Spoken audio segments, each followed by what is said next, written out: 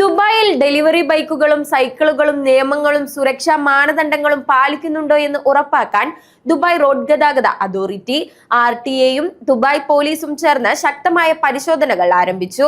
ഈ നടപടികൾക്ക് പിന്നിൽ പൊതുസുരക്ഷയും ഗതാഗത സൗന്ദര്യവും നിലനിർത്തലാണ് ലക്ഷ്യം. കഴിഞ്ഞ 3 മാസത്തിനിടെ നടത്തിയ പരിശോധനകളിൽ 390-ലധികം ഡെലിവറി സൈക്കിളുകൾ പിടിച്ചെടുത്തതായി അധികൃതർ അറിയിച്ചു. ഇത് ഡെലിവറി മേഖലയിൽ സൈക്കിളുകളുടെ ഉപയോഗം വർദ്ധിക്കുന്ന പശ്ചാത്തലത്തിൽ ഒരു മുന്നറിയിപ്പായി കാണാം.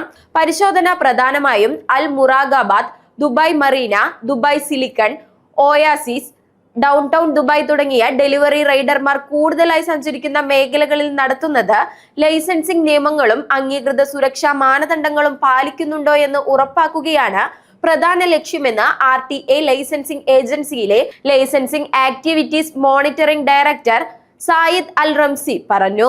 ദുബായിലെ ഡെലിവറി മേഖലയിൽ സൈക്കിളുടെ ഉപയോഗം വർദ്ധിക്കുന്ന സാഹചര്യത്തിൽ കൂടുതൽ ഫീൽഡ് മേൽനോട്ടവും സുരക്ഷാ മാനദണ്ഡങ്ങളുടെ കർശന പരിശോധനയും ആവശ്യമാണ്. സമൂഹത്തിന്റെ എല്ലാ വിഭാഗങ്ങൾക്കും മികച്ച നിലവാരത്തിലുള്ള സേവനം നൽകുകയാണ് മറ്റൊരു ലക്ഷ്യം. ഡെലിവറി റൈഡർമാർക്ക് നിർബന്ധമായും അംഗീകൃത യൂണിഫോം ധരിക്കണം.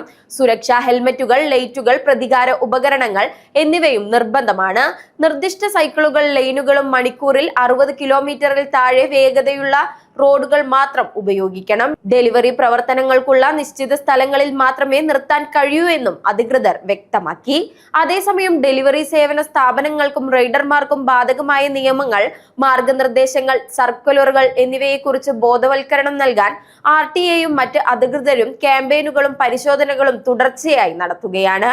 മൊത്തത്തിൽ ദുബായിലെ ഡെലിവറി മേഖലയിൽ നിയമങ്ങൾ പാലിക്കുന്നതും സുരക്ഷയും പൊതുസുരക്ഷയും മുൻനിരയിൽ നിർത്തുന്നതും ലക്ഷ്യമാക്കിയുള്ള നടപടികൾ ശക്തമാക്കിയിട്ടുണ്ട്.